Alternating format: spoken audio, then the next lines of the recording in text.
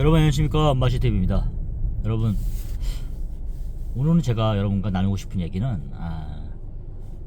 지금 우리가 송전이라는 곳에 보니까 저희가 가다 보니까 바이오고라고 있어요. 송전 바이오고등학교.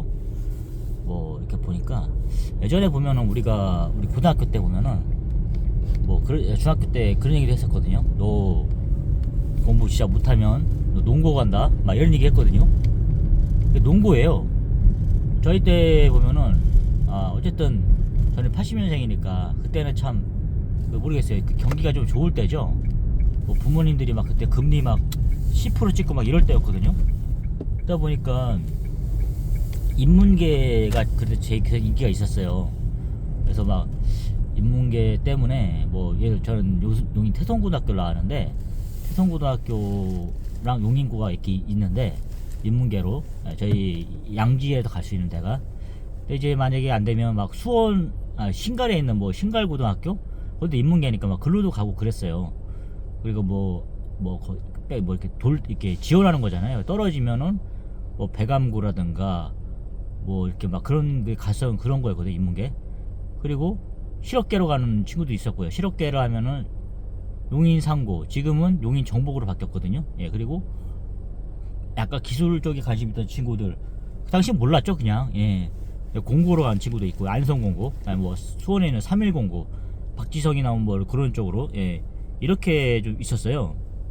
거의 이렇게 어쨌든 거리가 이게 중요하잖아요. 거리 때문에 그렇게 가는 부분인데, 생각해보니까 지금 제가 46세 돼서 돌이켜보니까 어떻게 모르겠어요. 거기서 선택한 친구들이 미래를 내다보고 한 건 아니잖아요, 사실. 그 나이에 뭐가 알겠어요. 나는 어떤 게 만주니까 이게 아니잖아요. 그냥 성적대로 간 거잖아요, 따지고 보면은. 성적하고 이런 거 하고 대로 갔는데, 결과적으로 제가 봤을 때는 좀 신의 한 수가 되지 않았나. 예. 신이 돕지 않았나, 이 생각도 드는 거예요. 한편으로는 정말 가서 잘했으면, 그 생각이 드는 거예요. 어정쩡하게 그냥 인문계로 가가지고 이렇게 할 바에 진짜 그렇게 잘하지 않았나 싶어요. 예. 왜냐면은 요즘 들어서 보니까 의도했든 안 했든 간에 되게 그 부분이 영향을 많이 미치더라고요. 예. 이렇게 획일화된 인문계 이것만 가는 게 아니라 어떤 기술이라든가 이런 걸 가지고서, 예, 이렇게 한다는 것 자체가 큰 도움이 되는 그런 사이인 것 같아요. 아무래도. 예. 그냥 문학, 사학, 철학 해가지고 우리 고등학교 때 보니까 그렇게 해서 그냥 일단 학교 네임밸류 때문에, 인서울이라는 그런 것 때문에 숭실대 국어국문학과 이런 가는 친구도 있어요, 사실. 보니까 잘 간 거죠, 그 당시에 치면은. 근데 돌이켜 보니까 근데 솔직히 우리가 대학을 가는 이유가 취업이라든가 어떤 장래 이런 거 때문에 가는 거는 아니잖아요, 사실. 그렇게 말할 수는 없지만, 그래도 목표가 좋은 직업을 갖기 위한 목표였다 그러면은 그렇게 지금 추세로 봤을 때 그건 아닌 것 같아요. 예. 그냥 학교 네임밸류 있잖아요. 그걸 보고 가는 거는 진짜 아닌 선택인 것 같아요. 지금 보니까 그냥 전문대에서 전기과, 전자과, 그 다음에 기계과 이렇게 있지 않습니까? 이런 공고 정통적인 그런 토목과 이런 건축 이런 것도, 이런 과도 있지 않습니까? 남자들이 그냥 해야 되는 주로 그런 과 나온 사람들보다 더 이렇게 직업을 이렇게 유지하는데 힘든 그런 세상인 것 같아요, 아무래도. 예. 사실 보통 저희 문과 보니까 저도 이제 인문계를 갔지만 거기서도 이제 이과랑 이게 나뉘잖아요. 그나마 거기서 선택을 잘하고 이과로 간 친구들은 그나마 낫을 거예요.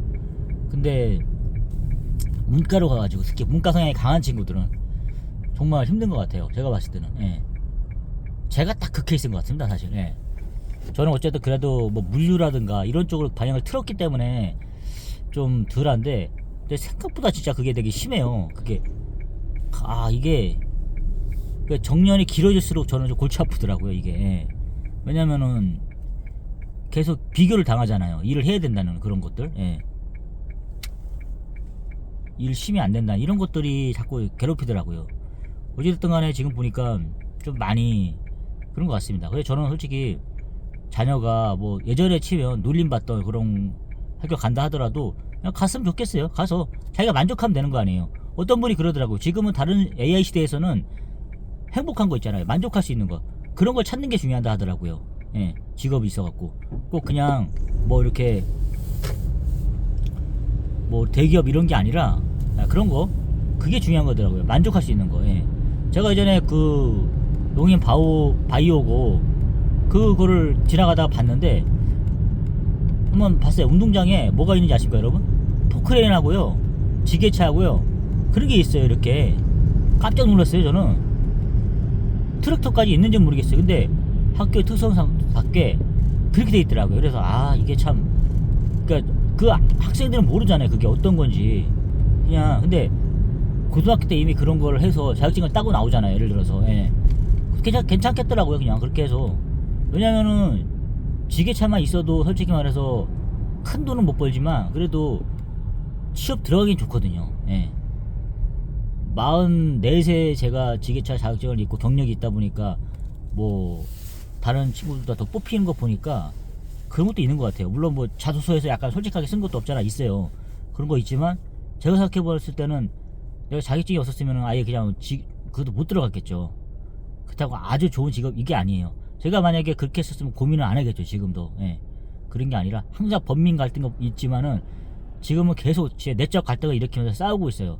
이걸 버티느냐 마느냐 힘드니까. 예. 근데 이제 한번 그만두고 버릇 해보다 보니까 자꾸 조금 힘들면 도망치고 막 싶고 이런 거 미치겠어요 진짜. 예. 하루에 몇 번씩 그런 생각이 드는거든요.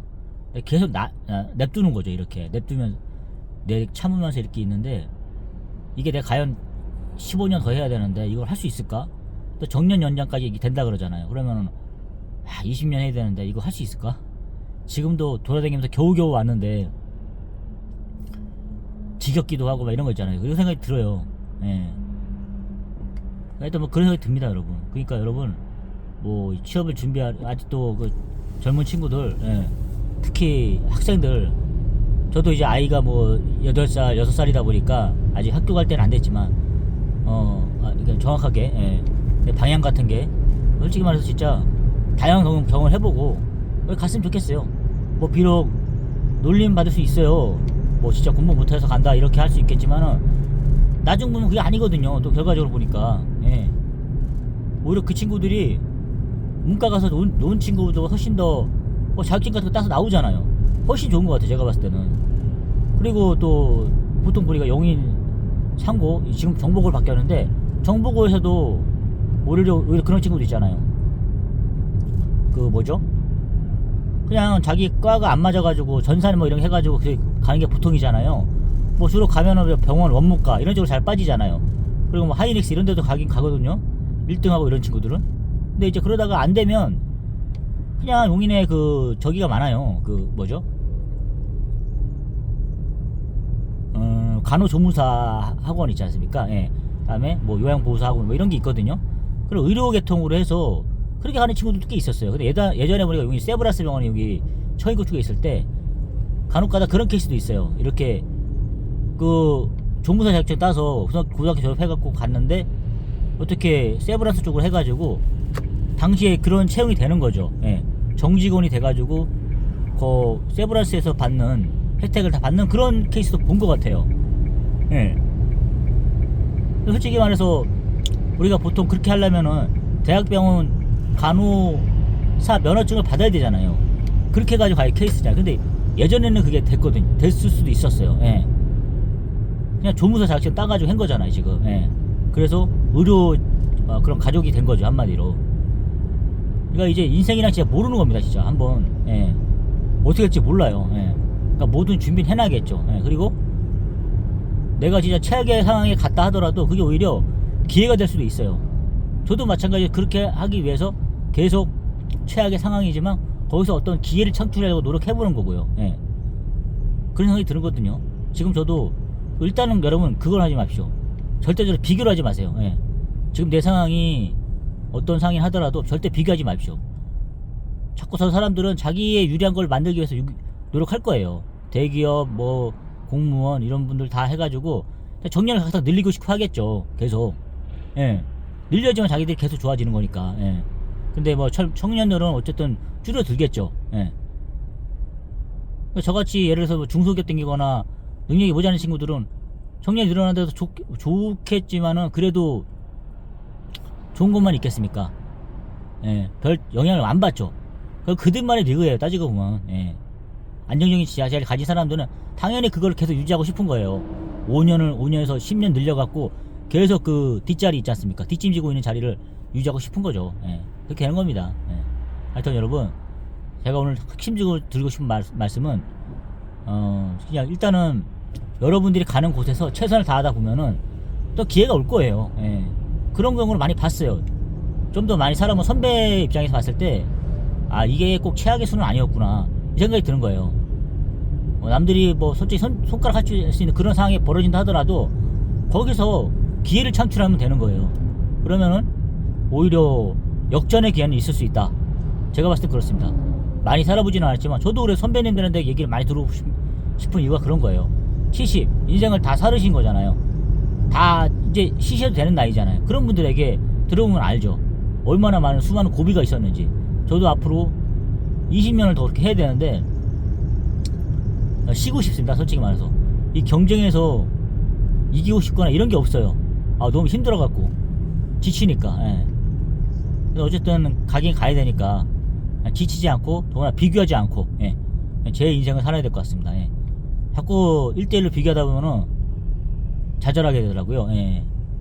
나 지금까지 뭐 했나 이 생각밖에 안 들더라고요. 그래서 절대 그렇게 하지 않으려고 합니다. 예. 그런 생각을 자꾸 들 때마다 안 하려고 합니다, 여러분. 하여튼 여러분 오늘 한번 잘 한번 생각해 볼 수 있는 그런 저같이 그런 하루가 되었으면 좋겠습니다. 여러분 같이 동반 성장하시죠. 여러분 감사합니다.